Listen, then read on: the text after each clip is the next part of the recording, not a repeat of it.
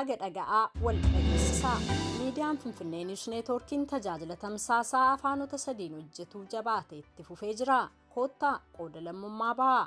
Finfinnee handhuuraa. Handhuura malee dhalli namaa akkuma uumamuu hin dandeenye Finfinnee malee Oromiyaanis hin jiraatu. Diinni keenya dhufaa darbaan handhuura keenya dhuunfatanii nummoo irratti nu ormeessaa garbaa fi meeshaa nu taasisaa turan ammasitti jiru.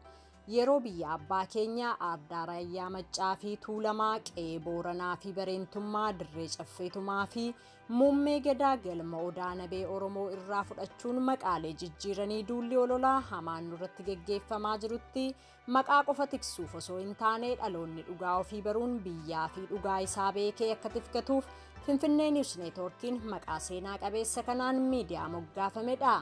Finfinnee News Neetwoorkiin booreetu dhale miidiyaa xiiqii dhugaa qabudha. Gaddoo fi ukkaamsaan sagalee Oromoo daangaa darbinaan miidiyaan shoora guddaa akka taphatu hubachuun kan ijaaramedha. Kanaafis miidiyaaleen bilisummaa fi walabummaa Oromoof hojjetan dibaabee Finfinnee News Neetwoorkii jedhu jalatti gurmaa'uun erga sagalee sabaa ta'uu jalqabanii waggaa tokko ga'ee jira. Finfinnee News Neetwoorkiin sagalee dhugaa fi haqa Oromoo gamaa fi gamanaan qindeessee odeeffannoo wayitaawaa fi qophiilee xiyyoon siyaasa dinagdee aadaa fi duudhaa hawaasummaa fi faaya aartii fi hogbarruu akkasumas sagalee hawaasa Oromoo diyaaspooraa karaa dippiloomaasiin jiru saba keenya Oromoo fi Oromiyaa biraan ga'uuf kan hojjetaa jirudha.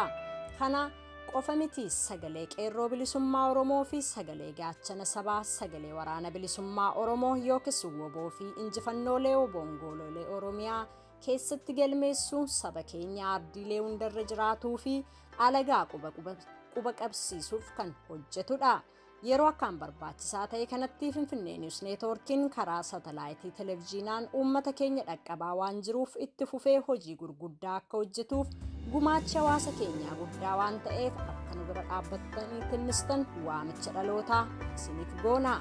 Miidiyaaleen dibaabee yookiis gaaddisa Finfinnee News Neetwoorkii jalatti gurmaa'uun yeroo ammaa kana satalaayitiin qilleensarra oolaa jiran miidiyaa dhaddacha Oromoo, sagalee walabummaa Oromiyaa, walabummaa News Neetwoork, arraata biyyoolessa Oromiyaa, sagalee qeerroo bilisummaa Oromoo, seef nabalbaal, birmaduu miidiyaa, gumii bokkoo miidiyaa, urjii broadcasting centerii fi kan kana fakkaatanidha.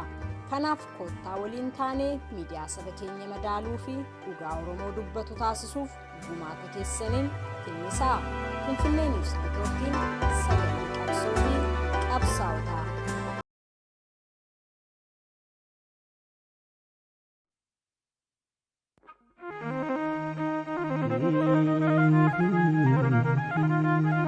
Ekasi badawanu fi ekasi mantu jira bani radio jakasi ekana badawanu fi ekana abbatu ekatawanu fi barana.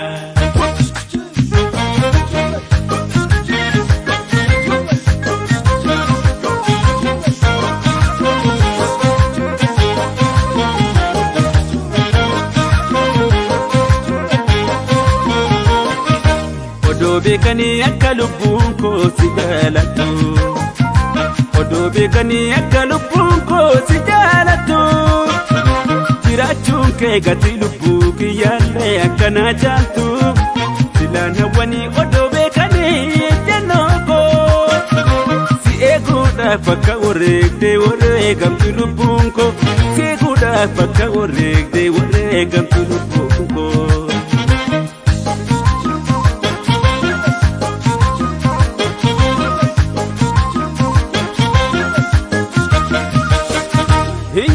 Abdatani lentu burasani gaji atani gange almitu ergatani kan dandamatin karre sani ragle kufe kan jalala balle subaye hammamtu karatafe adugana mambane galgala galal egani ani fiatin bannu bisani badani rangate manakena Lokatere petuni, kan apa katati, kabam nampat jadini, ilmu wakatu kada, kam sudan dekida, silasum ni sobanyada, gadis juga jurata, rangate manakena, lokatere abbaa gadaati qabamnaan badde jedhiini eekkasi bada waan ofii akkasi maaltu jira bani reediyoo caqasi eekkana bada waan ofii akkana abbatu eeggata waan ofii barana.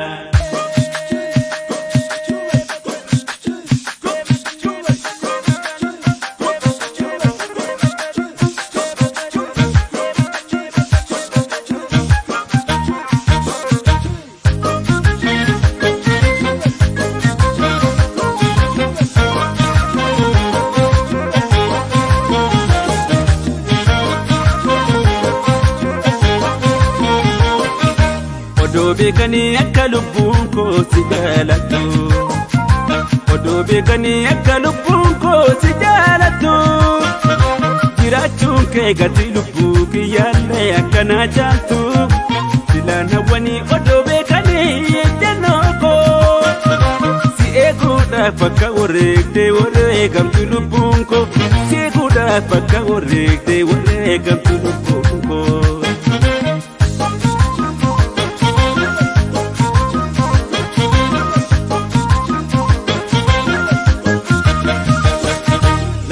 Jennaan diddanii leenjachiisu kaaftanii utaalee gokkee qabdaan keessan jirru gaasanii karaan kenna qulqulluu abbaa feetan gaafadha yaaduu maali booressuuf biqoolee meeqaanfadha diigamu maalli koo dhugaadhaan ijaarame simmilkooftu yaadini yaallaan hundu nyaatame rangaadhee mana keenya. Lokateri fetuni, keeng kan apa kadati, kabam nampan dijadini, ilmu wae katudu kada, mekam sudan dengida, sila sauni sobanyada, tugani tugan cerai, rangkate mana kena, lokateri fetuni, keeng kan apa kadati, kabam nampan dijadini.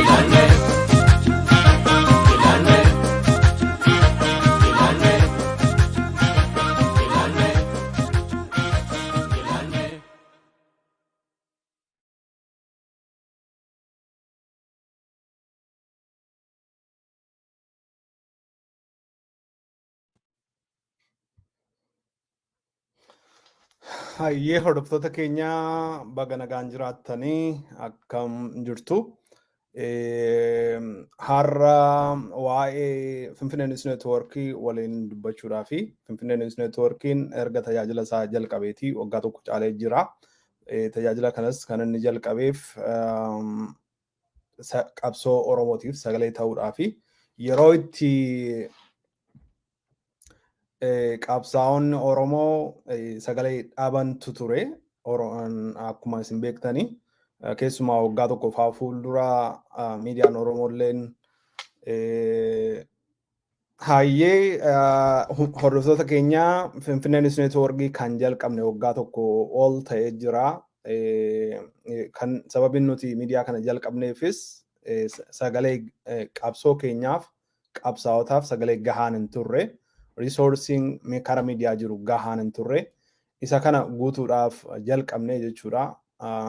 Kan nuti jalqabnes akka namoota dhuunfaatti kanan goonaa jennee otoo hin taane uummatuma keenya hawaasa keenya abdanneeti.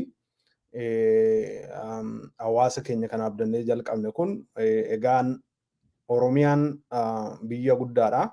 Oromiyaan qabeenya guddaa qabdi, qabeenya uumamaas qabeenya namaas qabeenya guddaa qabdi. Egaa saba keenya abdanneeti jechuudha. Saba keenya abdannee qabsaa'otaaf sagalee uumuu dandeenya, qabsoo keenyaaf sagalee uumuu dandeenya jennee jalqabne.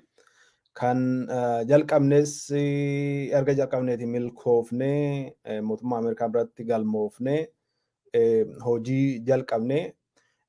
Keessumaa wanti nuti jalqaba kaayyoo godhannee jalqabne miidiyaalee Oromoo bilisummaa Oromootiif walabummaa Oromiyaa irratti amananii isaan kanaaf risoorsii dhiyeessuudha.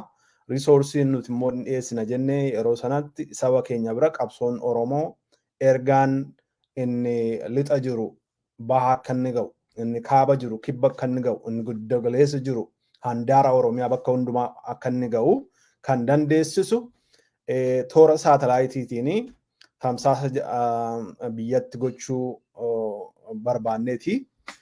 Kanaaf miidiyaalee Oromoo gara 10 ta'an walitti qabnee sochii kana jalqabne jechuudha. Haga ammaatti milkoofnee jirra. Yeroo ammaa kanatti tajaajila keenya qilleensarraan ni darba.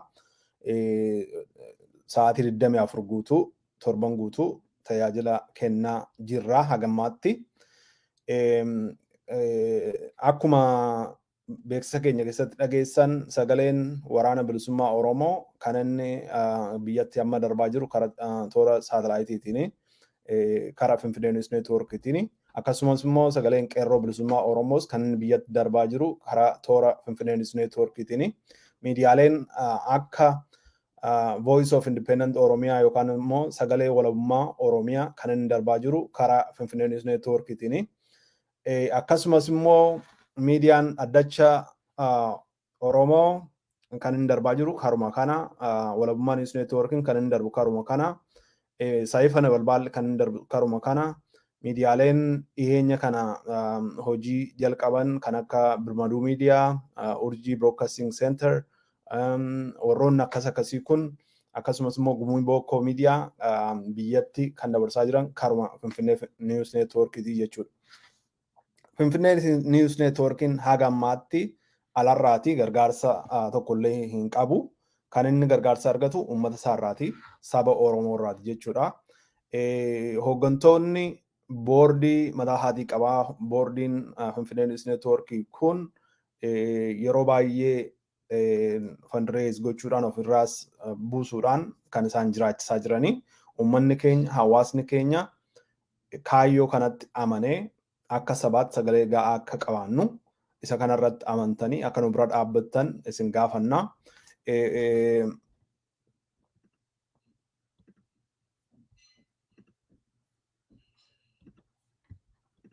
Fundraisingii gochuudhaaf karoorfannee jirra. Fundraisingii kana gaafa sanbaduraa dhufuuti. Sa'aatii booddeedhaa akka diisitti sa'aatii 2 qabeeti.